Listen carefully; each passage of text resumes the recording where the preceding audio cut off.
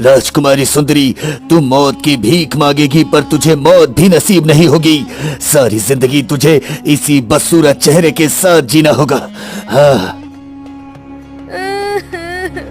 नहीं साधु बाबा, मुझे ऐसा श्राप ना दीजिए।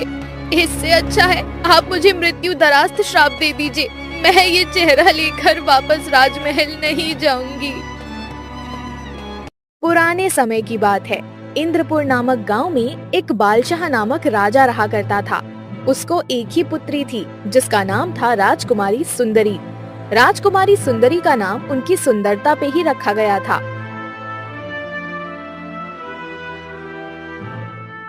एक दिन राजकुमारी सुंदरी आईने के सामने खड़ी थी। रानी सरोज उनके पास आई और बोली, राजकुमारी सुंदरी, आप हमेशा आईने में खुद को ही निहारती रहती हैं। अब आप बड़ी हो गई हैं। इस इंद्रपुर की देखरेख अब आपको ही करनी है। आप हमारी इकलौती संतान हैं। महाराज भी अक्सर हमसे इस विषय में बात करते हैं। अब आप खुद की सुंदरता को भूलकर राज्य पे ध्यान दीजिए। माँ, देखिए ना, जब भी हम आईने के सामने खड़े होते हैं तो हटना ही भूल जाते हैं। ना जाने क्या बात है हम में, हमारे चेहरे में, जो हम चाहकर भी आईने से दूर ही नहीं रह पाते। राजकुमारी, हम जानते हैं आप बहुत सुंदर हो, इसलिए तो हमने और महाराज ने आपका नाम राजकुमारी सुंदरी रखा। अब बहुत हो गया सजना संवरना, अब अपनी जिम्मेदारियों का बोझ भी उठाना सीखो। आप अपनी जिम्मेदारियों से क्यों भाग रही हैं? महाराज को ये चिंता अब रात दिन खाई जा रही है। ठीक है माँ, आप पिताजी से बोलिए वो चिंता ना करें। हम इस इंद्रपुर का बहुत ख्याल रखेंगे, बिल्कुल अपनी ही तरह। और शायद आपको नहीं पता, हम अपनी सुंदरता के साथ साथ एक अच्छे तीरंदाज भी हैं। हर दिन पिताजी की तरह शिकार पे जाते हैं और कभी खाली हाथ नहीं लौटते। वो बात हम जानते हैं, परंतु किसी जानदार की जान लेना कहाँ की बहादुरी है। हम चाहते हैं तुम लोगों के दुख दर्द को अपना समझो, उनकी मदद करो। माँ, मैं एक राजकुमारी हूँ, मुझसे ये सब नहीं होता। आप ही सोचो उनके बारे में, और आइंदा गांव वालों का जो भी दुख पीड़ा हो वो पिताजी को बताना। मुझे इन सब बातों में मत उलझाओ।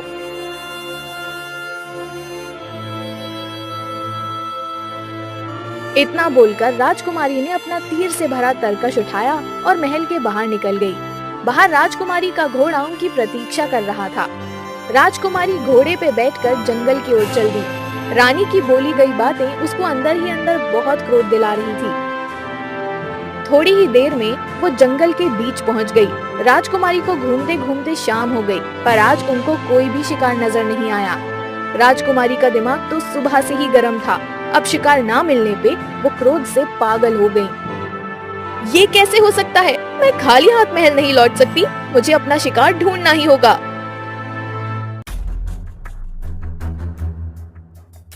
कुछ दूर चलकर राजकुमारी को एक पेड़ के नीचे साधु बाबा नजर आए। साधु बाबा ध्यान में मग्न थे। साधु बाबा के बाल और दाढ़ी पूरी सफेद हो चुकी थी। ये बूढ़े बाबा इस उम्र में इतनी बदसूरती के साथ इस संसार में इतनी तपस्या कर रहे हैं। बेचारे साधु बाबा, जब आईना देखते होंगे तो इनको कितना बुरा लगता होगा। मुझे इनको इस बेतुके जीवन से मुक्ति दिला देनी चाहिए। वैसे भी आज कोई शिकार तो मिला नहीं, पूरी रात नींद नहीं आएगी। क्यों ना साधु बाबा और अपना दोनों का भला कर लिया जाए। और वैसे भी माँ कहती है दूसरों के दुख दर्द को अपना समझना चाहिए। इतना सोचकर राजकुमारी ने अपने तरकश से एक तीर निकालकर साधु बाबा पे चला दिया। साधु बाबा को वो तीर सीधा सीने पर आकर लगा, जिससे साधु बाबा वहीं गिर गए। वो अपनी भक्ति में इतने खोए थे कि उनको पता ही नहीं चला कि तीर किसने चलाया है। उनके मुंह से आवाज आई, पानी, कोई पानी पिला दो।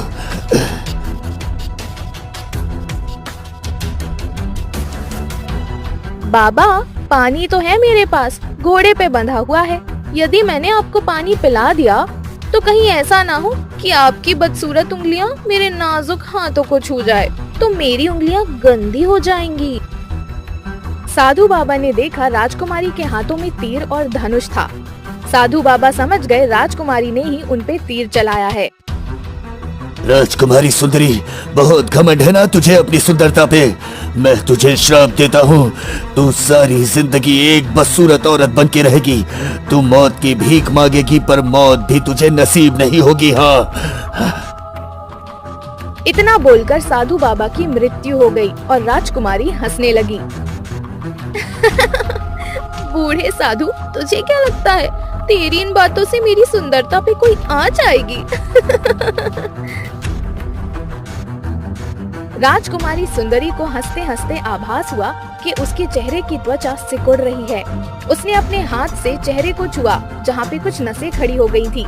राजकुमारी ने अपने हाथों को गौर से देखा जहाँ मांस की जगह हड्डियाँ और नसें ही नजर आ रही थी। चांदनी जैसा सफेद रंग अब सियाह पड़ गया था। राजकुमारी ने चिल्लाते हुए कहा, ये क्या हो रहा है मेरे साथ? मेरा सुंदर जिस्म सियाह कैसे हो गया? क्या इस बूढ़े की श्राप ने मुझे जकड़ लिया है?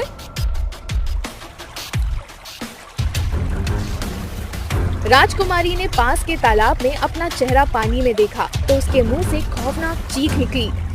हाँ, ये कैसे हो सकता है? ये नहीं हो सकता। मुझे साधु बाबा से माफी मांगनी होगी। उनके दिए गए श्राप से मुझे वो ही मुक्त करा सकते हैं। राजकुमारी जल्दी से साधु बाबा के पास गई, पर साधु बाबा मर चुके थे। राजकुमारी मायूस होकर महल लौटने लगी। जब वो महल आई तो राजमहल के लोगों ने राजकुमारी को चारों तरफ से घेर लिया। अरे देखो देखो, राजकुमारी के घोड़े पे कोई बदसूरत डरावनी बुढ़िया आई है। अगर ये राजकुमारी के घोड़े पर आई है तो राजकुमारी सुंदरी कहाँ है? कहाँ है वो? हमें जल्द से जल्द ये बात महाराज को बतानी होगी। राजकुमारी सुंदरी ने सैनिकों की बात सुनकर भी कुछ नहीं कहा। राजा और महारानी बेचैनी से राजकुमारी के लौटने की प्रतीक्षा कर रहे थे। राजकुमारी के बदले उस डरावनी बुढ़िया को राजकुमारी के कक्ष की ओर जाते देखकर डर गए। महारानी, ये बूढ़ी औरत कौन है और ये हमारी राजकुमारी की कक्ष की ओर क्यों जा रही है? महाराज, हम भी वही सोच रहे हैं। चलो चलकर देखते हैं। राजा और रानी जैसे ही राजकुमारी के कक्ष में पहुँचे तो देखा कि राजकुमारी ने अपने कक्ष में लगा हुआ वो आईना चूर चूर कर दिया, जिसके सामने राजकुमारी पूरा समय बिताया करती थी। कौन हो तुम और तुम्हारी जरूरत कैसे हुई हमारी राजकुमारी की चीजों को तोड़ने की? क्या तुम नहीं जानती ये हमारी बेटी के लिए कितनी अहम थी? महाराज, आप देख क्या रहे हैं? जल्दी से सैनिकों को बुलवाएं और इस बूढ़ी औरत को जल्द से जल्द कारावास में बंद करा दीजिए। आपने देखा ना, इसने हमारी राजकुमारी का घोड़ा भी चुराया है और महल में भी घुस आई है। माँ, मैं राजकुमारी सुंदरी ही हूँ। राजकुमारी सुंदरी ने राजा और रानी को जंगल और साधु बाबा की सारी बातें बता दी। ये क्या कर दिया आपने राजकुमारी? साधु बाबा के श्राप से अब आपको कोई नहीं बचा सकता, कोई भी नहीं। ऐसा ना बोलिए महारानी, हमको हमारी राजकुमारी को इस श्राप से मुक्त कराना है। कोई ना कोई तोड़ हम जरूर निकाल लेंगे महारानी। पिताजी, हम इस बदसूरत चेहरे के साथ नहीं रह सकते। जल्दी कुछ कीजिए ना। अब फिक्र ना करे राजकुमारी, कल हम सारे गांव वालों को बुलवाकर उनसे इस बात का जिक्र करेंगे। कोई ना कोई तोड़ तो जरूर मिल जाएगा। पिताजी, लोगों को हमारी बदसूरती के बारे में पता लगा तो कोई हमारी इज्जत नहीं करेगा। राजकुमारी, ऐसा नहीं है। अगर आप सुंदर थी तभी लोग आपकी इज्जत करते थे। इज्जत शक्ल सूरत से नहीं मिलती, एक अच्छे दिल से मिलती है। अगर हमने गांव वालों के लोगों से ये राज छुपाया तो इसका समाधान नहीं मिलेगा। ठीक है पिताजी, जो करना है कीजिए, परंतु हमें इस श्राप का हर हाल में तोड़ ढूंढना है।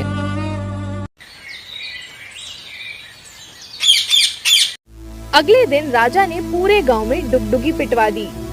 सुनो, जो भी राजकुमारी के श्राप का तोड़ बताएगा वो इंद्रपुर के राज्य का आधा हिस्सेदार होगा।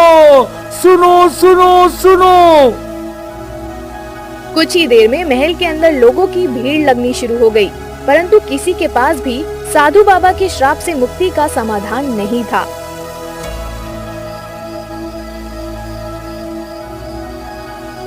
रात हो गई। राजा निराश होकर अपने कक्ष की तरफ बढ़ गए।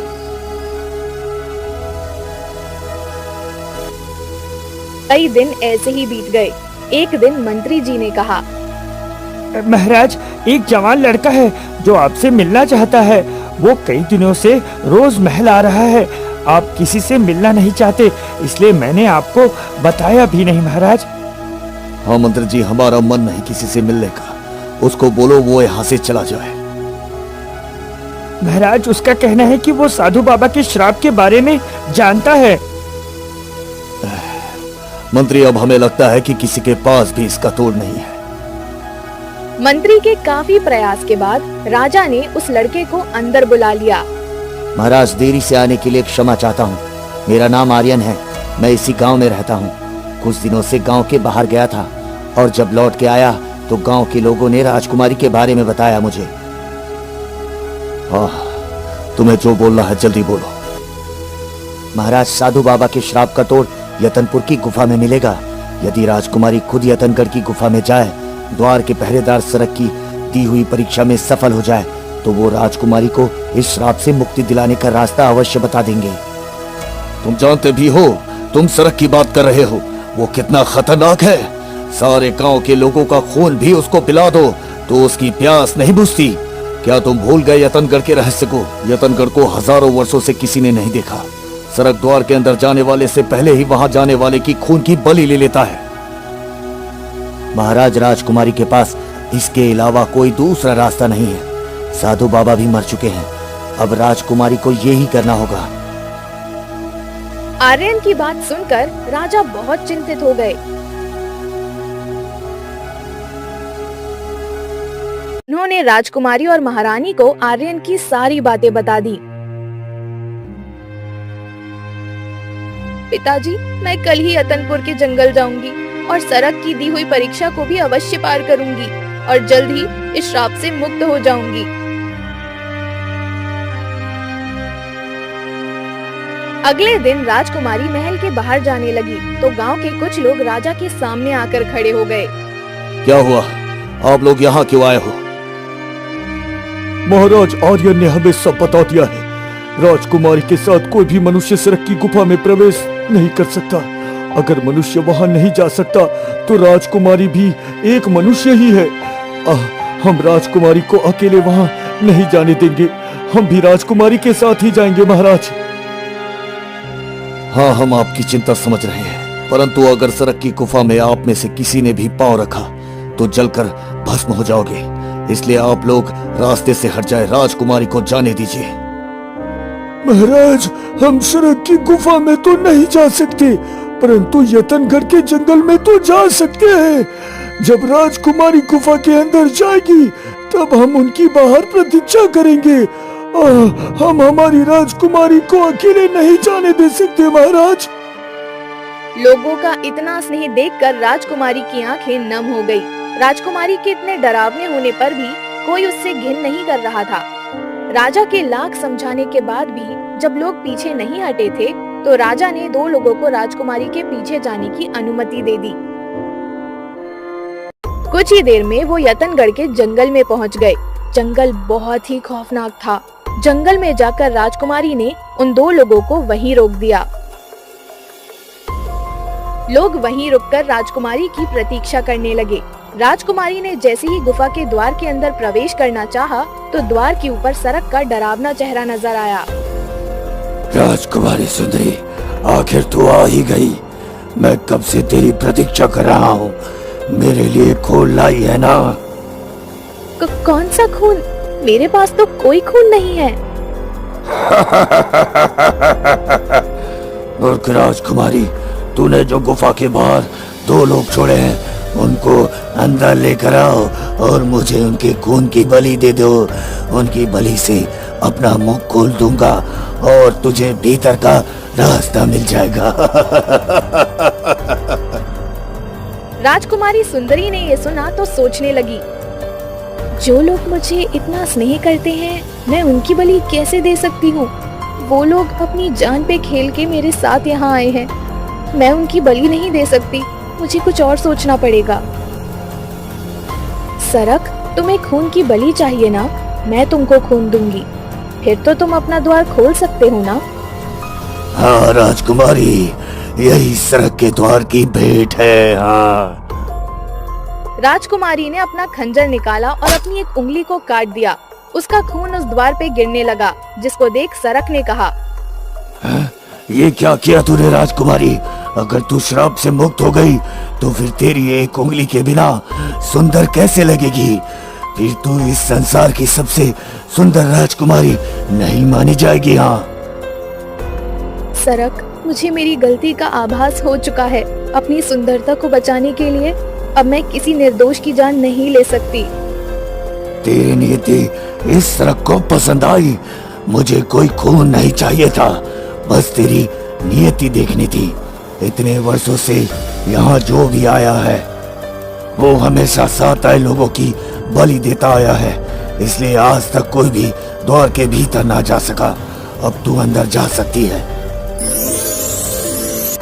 राजकुमारी अंदर चली गई।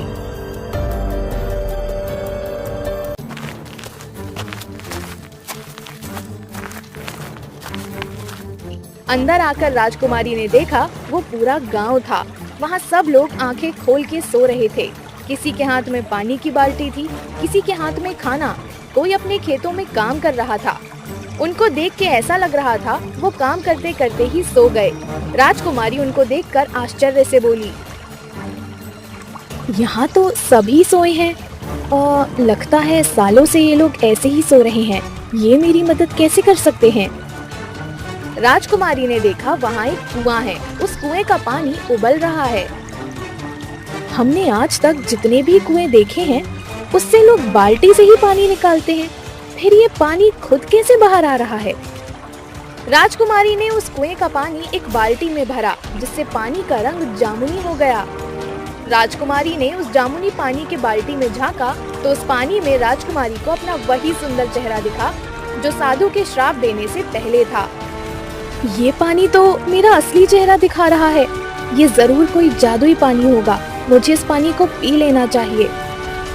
राजकुमारी ने जैसे ही वो पानी पीना चाहा, तभी वहाँ रंग बिरंगी किरणों के साथ एक ज्ञानी बाबा प्रकट हुए। राजकुमारी, आपके पास कुछ ही पल है सोचने के लिए। आपको बहुत ही सावधानी से इस काम को अंजाम देना होगा।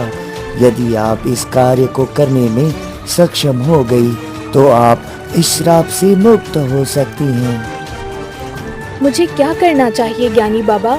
तुमको अपने मस्तिष्क के साथ साथ हृदय से भी सोचना होगा।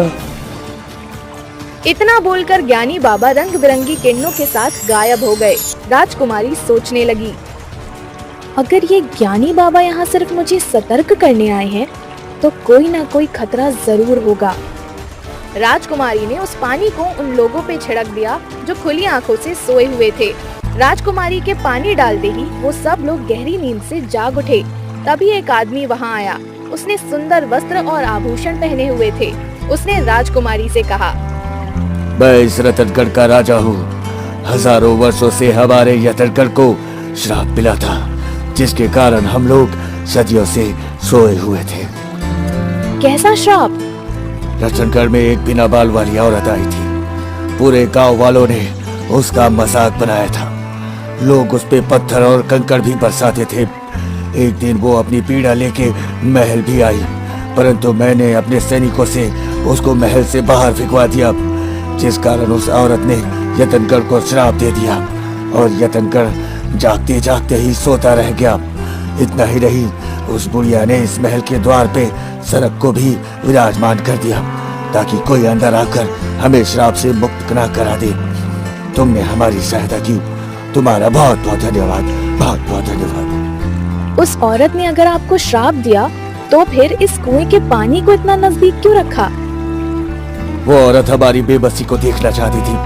हमारे सामने हमारे ठीक होने की औषधि थी, लेकिन हम चाहकर भी उसका इस्तेमाल नहीं कर सकते थे। ये बात हमें हर दिन बेबस बनाया करती थी। यदि कोई अंदर आ भी गया तो वो खुद के श्राप से मुक्त होगा। वो हमसे पहले खुद को ठीक करने के बारे में सोचेगा, परंतु तुमने खुद से पहले वो जामुनी औषधि हम पे छिड़क दी। बताओ तुम्हें बदले में क्या चाहिए? हम राजकुमारी सुंदरी हैं। हमें इसी कुएं का जामुनी पानी चाहिए ताकि हम फिर से जवान और सुंदर हो सकें। राजकुमारी ने साधु बाबा की सारी बातें राजा को बता दी। राजकुमारी, ये जामुनी औषधि आपको ठीक नहीं कर सकती। आपको सिर्फ एक चीज ठीक कर सकती है, जिसके बारे में सिर्फ हम चाहते हैं। हमारे महल से उत्तर की ओर एक जादुई बगीचा है। उस बगीचे में एक अनार का पेड़ है। यदि आपने उस पे लगे एक अनार को तोड़कर खा लिया तो आप ठीक हो जाएगी। बस याद रहे, उस अनार के पेड़ पे एक जिन का बहुत खतरनाक छोटा सा बच्चा रहता है। वो आपको इतनी आसानी से अनार लेने नहीं देगा। आपका शुक्रिया, मुझे उत्तर की ओर चलना चाहिए।